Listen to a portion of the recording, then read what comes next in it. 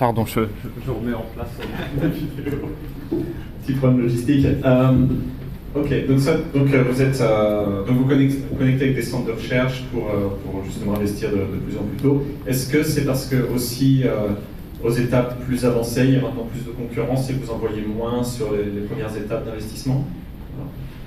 Bon, alors effectivement, il y a un contexte déjà dans lequel on est familier. En fait, aujourd'hui, Laïa, un des fondateurs, Xavier Lazarus, c'était un ancien chercheur, donc on a toujours gardé des liens très proches avec le monde académique. Donc naturellement, on était déjà en lien avec beaucoup d'instituts de recherche et d'écoles. Donc ça, c'était un petit peu naturel de se lancer sur cette activité. Après ça, c'est vrai qu'aujourd'hui, on se rend compte que l'investissement en stade plus avancé, il y a beaucoup plus de concurrence, et donc d'investir plus tôt, ça permet aussi d'avoir des meilleures performances. Et dans l'approche aussi, je vais bien en parler, mon équipe a près de 20 personnes avec des profils assez variés, beaucoup d'entrepreneurs, des personnes de background business, pour financier bien entendu, mais aussi académique. Et l'idée, c'est de mettre à profit aussi toute la valeur qu'on peut ajouter, et ça, c'est ce qui fait vraiment la différence, surtout dans les stages très en amont. Donc c'est aussi dans ce cadre-là, c'est la cohérence avec le modèle Elaya, puis le fait d'investir aussi. Très bien. Mathieu, alors toi, tu es avec Airbus Ventures.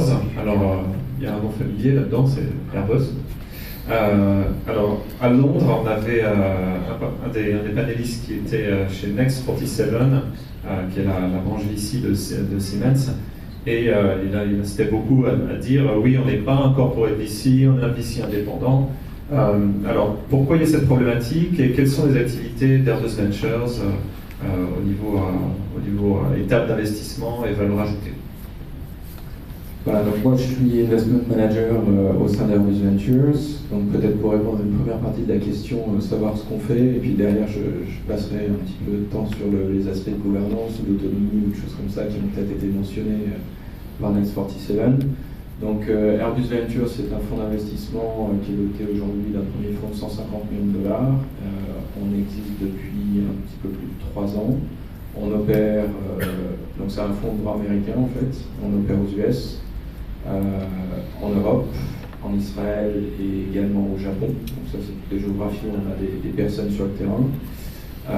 En termes de thèse d'investissement, on est positionné sur de l'early stage, seed, série A, série B, sur des tickets qui vont de 250K à 5 millions.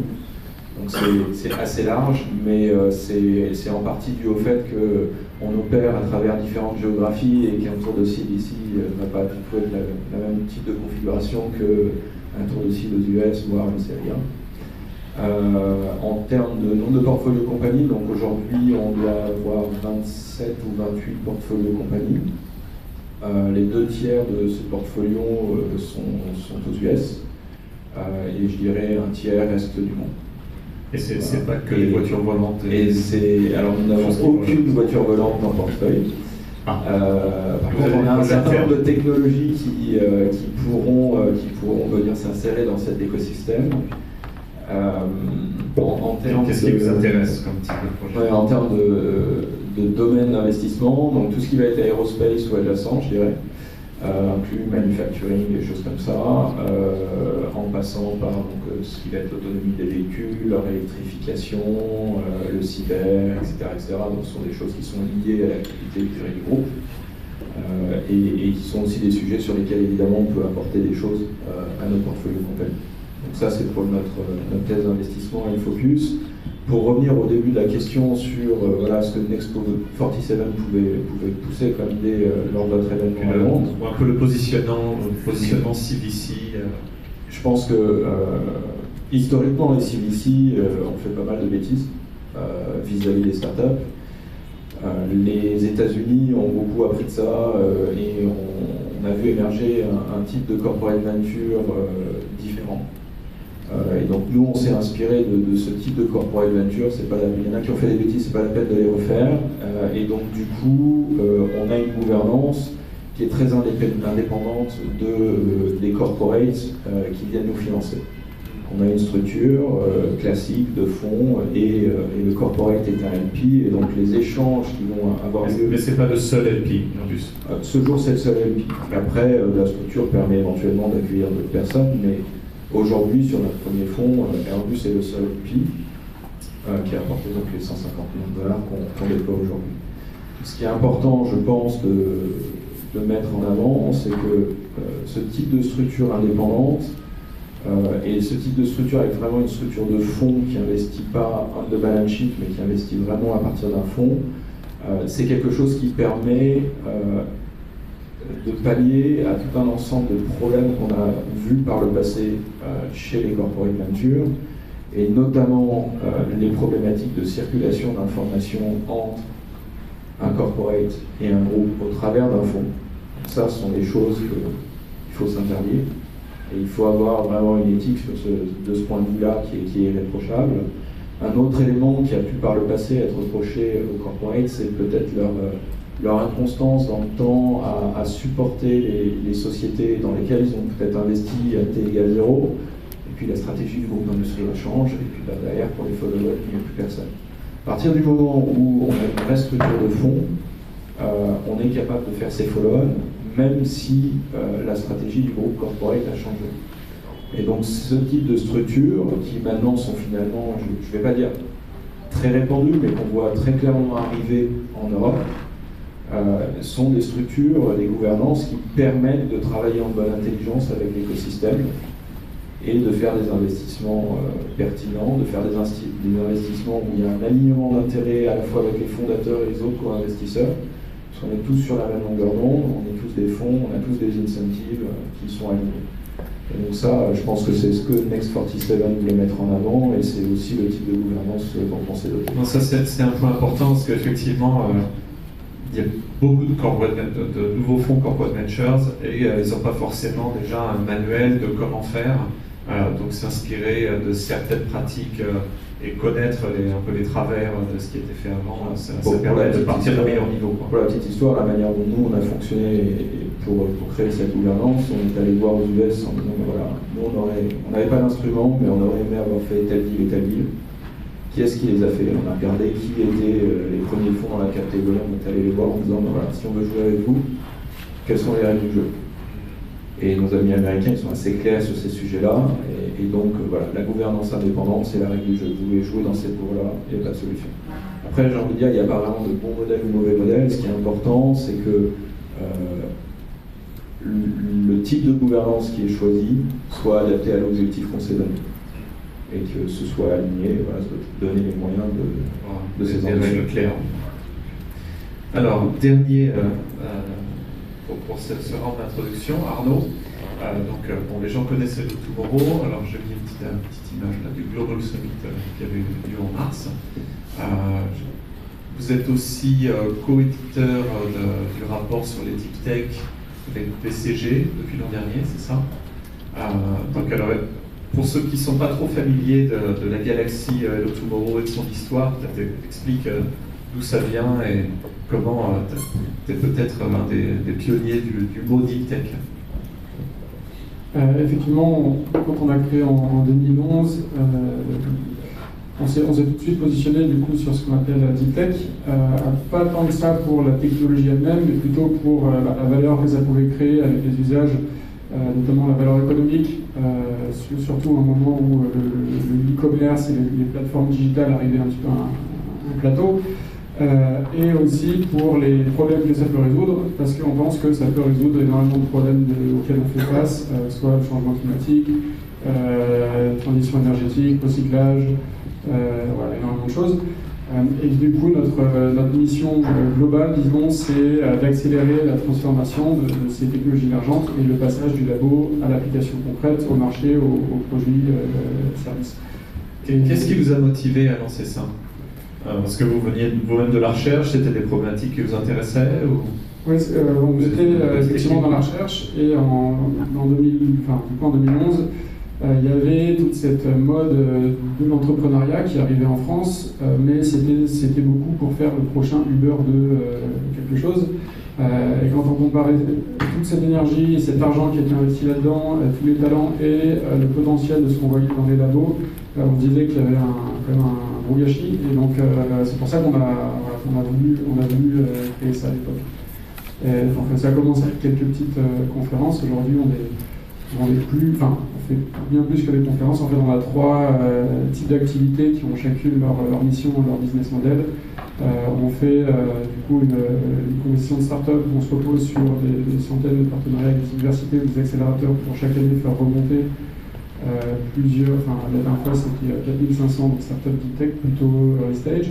On a une activité de conseil pour aider les gouvernements, enfin des acteurs publics ou plutôt des grands groupes à développer leur vision et puis à être plus efficaces en interne ou dans leur collaboration avec l'externe, justement sur l'innovation tech.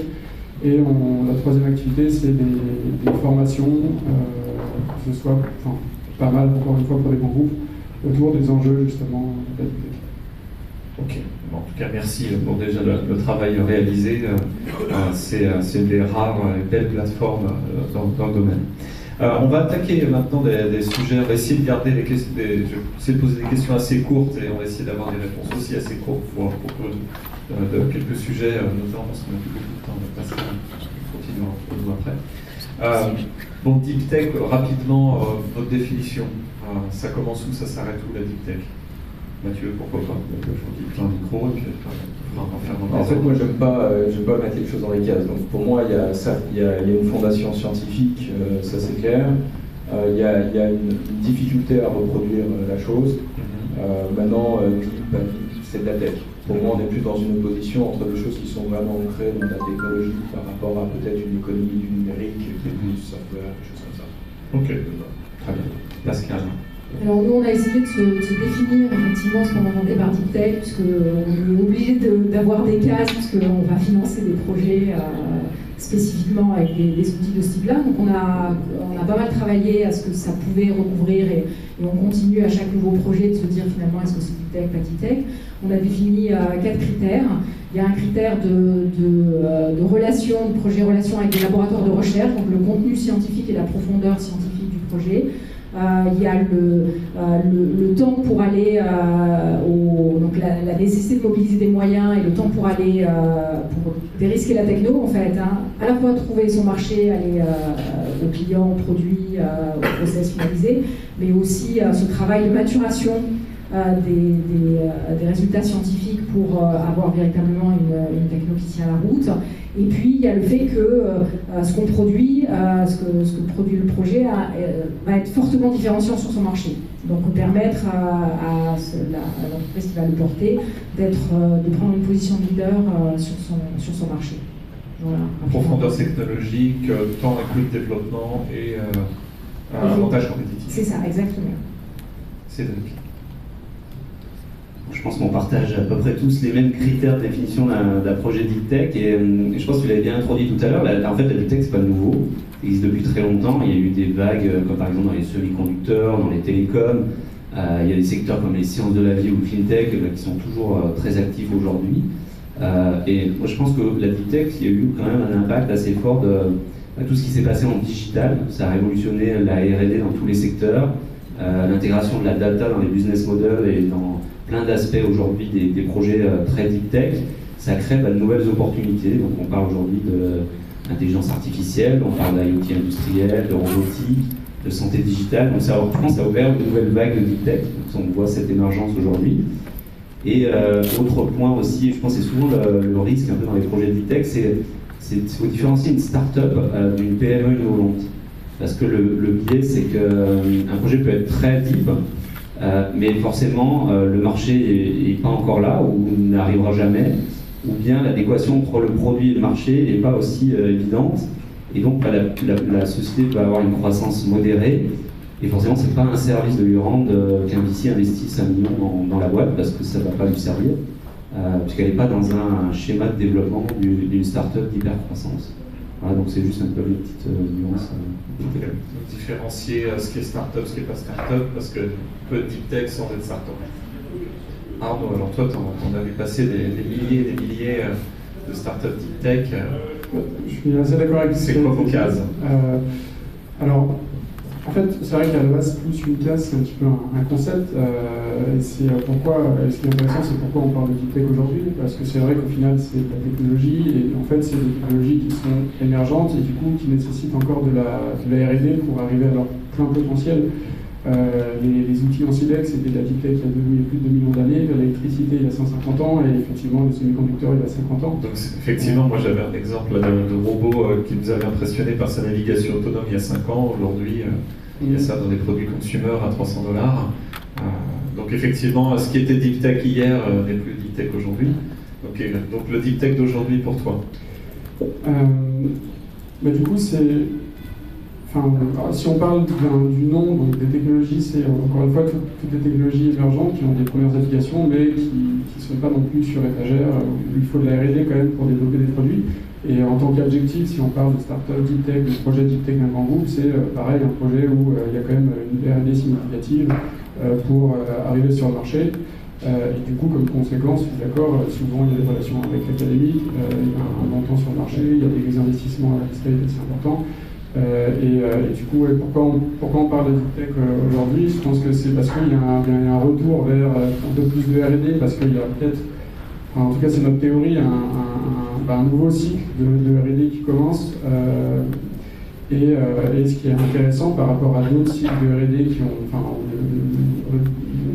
révolution industrielle qui a pu avoir par le passé, c'est que là il y a vraiment beaucoup de vagues technologiques qui convergent, et donc ça rend en fait les deep tech encore plus puissantes. Ça concerne plus de secteurs. Il y a beaucoup dans le digital avec l'intelligence artificielle, l'IoT qui est un peu à la frontière, la blockchain, si on veut. Il y en a aussi beaucoup en biologie avec les révolutions dans l'édition et le séquençage du génome. On parlait aussi des nouveaux matériaux en physique avec la révolution quantique, et puis des applications qui combinent ces différentes vagues plateformes technologiques qui sont assez puissantes. Et ce qui est intéressant aussi, peut-être par rapport aux précédentes vagues de R&D comme ça, c'est que les startups jouent sans doute un rôle plus important que dans les précédentes, même si il y avait aussi des startups, forcément des semi-conducteurs, et notamment dans des domaines qui étaient plus vraiment réservés aux États ou aux grands groupes comme l'aérospatial, etc. Donc c'est peut-être pour ça qu'il y a ce concept de deep tech qui est assez puissant. Probablement une dizaine de startups de voitures volantes avec des applications variées pour de la logistique ou autre. Mais bon, ça c'est un peu l'image d'Épinal du futur, mais pour montrer qu'effectivement il n'y a plus besoin d'un projet national pour faire ce genre de choses. Ça peut être fait par des startups avec quelques millions de dollars ou d'euros. Ok, donc vraiment des domaines variés avec une forte composante technologique qui s'appuie sur des nouvelles vagues, à la fois en cloud computing, développement algorithmique en AI et d'application à des domaines très variés. Maintenant, alors, pour parler d'investissement et deep tech, quels sont un peu les dangers que vous voyez dans votre approche d'investissement? Donc vous voyez pas mal de startups, pour lesquelles qu'est-ce qui vous fait hésiter quand vous rencontrez une startup avec de la technologie qui a l'air relativement crédible? Peut-être commençons par Pascal. Alors, je suis peut-être pas le mieux placé pour répondre à ça. Nous, comment vous validez vos investissements? Nous, notre souci, je parlais des sociétés d'accélération et de transfert technologique qui investissent en fait en maturation. Et donc là-dessus, ce qu'on voit, le risque, c'est de se laisser séduire par une technologie qui a l'air comme ça sympathique ou qui ouvre à tout un tas de potentiels, futuriste effectivement, mais qui en fait n'est pas ni suffisamment mature, ni suffisamment pertinente pour adresser un marché pour pouvoir déboucher sur une start-up qui va vivre. Il y a un autre élément pour nous qui est vraiment clé, c'est la question des équipes. Ces startups, souvent, elles émergent des laboratoires de recherche. Et donc, on a un chercheur qui est derrière, qui a projeté, ça fait un certain temps qu'il travaille sur son sujet, qu'il le maîtrise très très bien. Et donc, il a envie, et c'est vrai qu'on a fait beaucoup de choses, on a beaucoup poussé au niveau des acteurs académiques à monter son entreprise. Et donc, il va démarrer son projet, il est tout seul, voire avec quelques postdocs qui sont à côté de lui. Et il va lui manquer le côté business, le côté marché. Et là-dessus, si on ne mesure pas, et c'est vrai que nous c'est quelque chose auquel on est très attentif, si on ne mesure pas la capacité de l'équipe à porter le projet jusqu'au bout, en fait, quelle que soit la qualité de la techno, on peut se retrouver avec un projet qui en fait va faire de la recherche et continue. Et ça, un des travers, effectivement. Ça c'est vraiment un élément clé auquel on est particulièrement sensible. Voilà. Cédric, comment est-ce que parce que vous aussi vous êtes finalement assez proche de la recherche avec le PSI Innovation Fund. Alors est-ce qu'une équipe avec juste des chercheurs, ça marche? Est-ce qu'il faut complémenter l'équipe? Est-ce qu'il y a moyen d'acquérir les compétences? Qu'est-ce que vous voyez sur le terrain? Je suis assez d'accord aussi, je pense que l'équipe c'est peut-être l'élément de risque le plus important, surtout au tout démarrage, on a des configurations où c'est le cas d'une spin-off, forcément les porteurs de projet, c'est des chercheurs au départ. Et un chercheur CEO, bon, ça peut fonctionner, on a eu des cas où effectivement il y a eu des belles réussites. Par exemple, on a Sacha Loiseau qui nous a rejoint comme venture partner. Lui, il a une carrière académique avant, il a été chercheur, il a fondé Monakea, il a fait un très beau succès, aujourd'hui il devient investisseur, donc ça fonctionne. On a aujourd'hui d'autres approches, on s'est rapproché de l'équipe d'IT Translation, que certains peut-être connaissent, qui ont un modèle où eux ils vont co-créer en fait avec les chercheurs, donc ils vont être co-entrepreneurs et puis aider le chercheur dans ses premières années de développement. Ils ont eu des beaux succès aussi dans cette approche-là. J'ai vu aussi des gens dans la salle de l'IF, d'Entrepreneur First, qui est un beau modèle, je pense aussi, de matchmaking, où on va pouvoir permettre à des chercheurs de trouver des personnes avec des profils business ou d'autres thématiques qui vont permettre de démarrer rapidement un projet. Et dans tous les cas, je pense que c'est le principal risque parce qu'un chercheur CEO, ça peut fonctionner dans les premières années, de toute manière transitoire, suivant le type de projet. Mais très rapidement, il faut pouvoir compléter l'équipe. Et là c'est le rôle des investisseurs d'aider aussi sur ces aspects-là, trouver les bons candidats, des fit humains. Ça peut prendre du temps, mais je pense qu'une fois qu'on est arrivé à trouver un bon équilibre et surtout convaincre les équipes de départ que finalement quand ils investissent 1 euro en recherche, il faut aussi investir 1 euro en business et que ça se fait très tôt dans le projet. Je pense que là, on a passé un cap et que l'équipe, en termes de structuration, est beaucoup plus adaptée aux défis qui arrivent par la suite. Je vais juste mentionner un truc. Quand nous, on investit, après qu'on ait fait le premier chèque, avant de faire le deuxième, on demande à l'équipe fondatrice en gros, de remplir un questionnaire qui leur permet de s'auto-évaluer sur leurs préférences en termes de processus de décision.